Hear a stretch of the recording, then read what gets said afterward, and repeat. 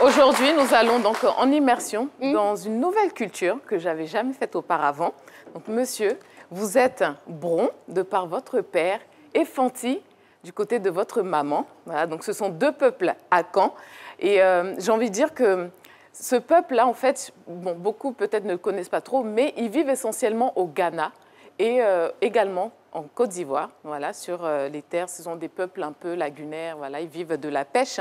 Les Brons, comme on le dit plus communément, c'est un peuple qui a migré du Ghana, donc, qui est arrivé en Côte d'Ivoire. Et en fait, c'était des grands guerriers. C'est tellement des grands guerriers qu'ils ont été chassés en fait un peu de leur terre, voilà, pour pouvoir acquérir de nouvelles en Côte d'Ivoire. Et ça s'est fait très vite, puisque ce sont de fervents défenseurs, voilà, de fervents guerriers. Ils ont tout de suite gagné des terres et puis créé également des royaumes. En parlant de royaumes, vous êtes vous-même issu d'une famille royale. Tout à fait. Voilà. Et vous êtes issu d'une famille royale, donc comme je disais, comment c'était un peu voilà, être plongé comme ça dans la tradition, voilà, chez vous Mais ce n'est pas voulu. Vous êtes né Bron, de père, et votre maman est Fanti, donc vous vous soumettez. Et ce qui fait que je suis très trempé dans la tradition.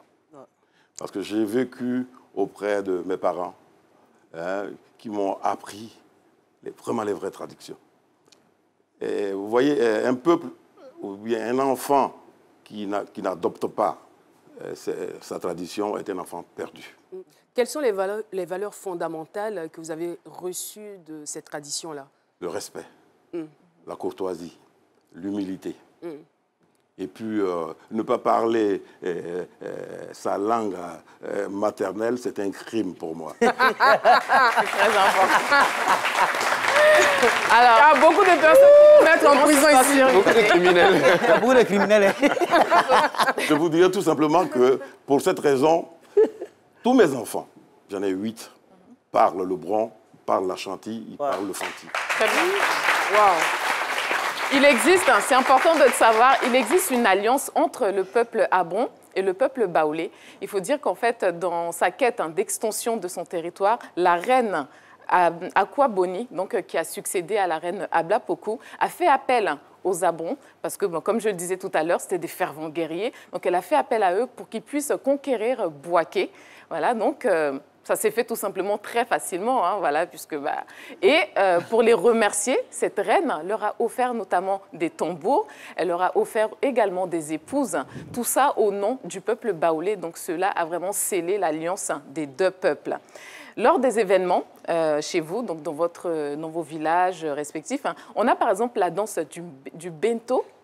Voilà, c'est une danse voilà, qui est très connue en pays Abron. On a également la dowa, qui est héritée du Ghana. Voilà, donc c'est une danse qui est très... en fait, on danse avec les mains et les pieds. Donc le danseur ne dit aucun mot, mais grâce à ses gestes, en fait, il va communiquer une certaine émotion, il va parler. Et c'est pas tout le monde qui peut danser ces danses-là. C'est vraiment fait par des gens issus de la lignée royale pour les rois. Nobles.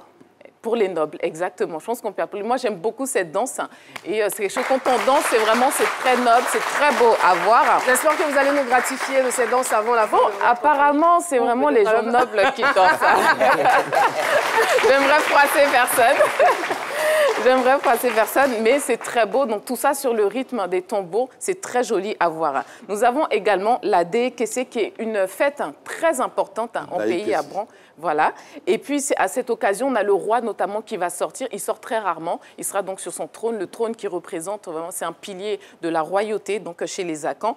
On a également la fête de l'Ignam, qui est très importante chez vous, voilà, à l'instar des Agnis. On fête aussi la fête de l'Ignam. Lors de cette fête, les familles vont faire des offrandes, notamment aux ancêtres, aux dieux également. C'est l'occasion, c'est un peu comme la nouvelle année. C'est là, à ce moment-là, qu'on va un peu dire ce qu'on veut faire, un peu, voilà, confier nos projets, notamment voilà, aux ancêtres et tout ça. Et si vous allez chez les Abrons, c'est avec plaisir qu'on vous offrira un bon plat de foutou igname avec de la sauce claire. Vous ne direz pas le contraire, je pense. Donc, on viendra manger chez vous, je vous inviterai. Merci beaucoup, Monsieur. Andrea, Étienne. J'aimerais juste terminer sur un point. Les Allez-y. mots qui vous caractérisent, ce sont la générosité, la discipline, le travail. Voilà, proche de vos traditions, très vite, vous vous êtes rendu compte qu'il fallait aussi être ancré dans la culture moderne, travailler pour ceci. Vous avez travaillé pour votre famille. Tout ce que vous avez fait, c'était pour cette famille, voilà, que vous chérissez tant, que vous aimez avoir près de vous. J'aimerais terminer cette chronique avec une citation de vous, tout simplement. C'est « Sois un couche tard et un lève tôt ». Je pense que pour la jeunesse...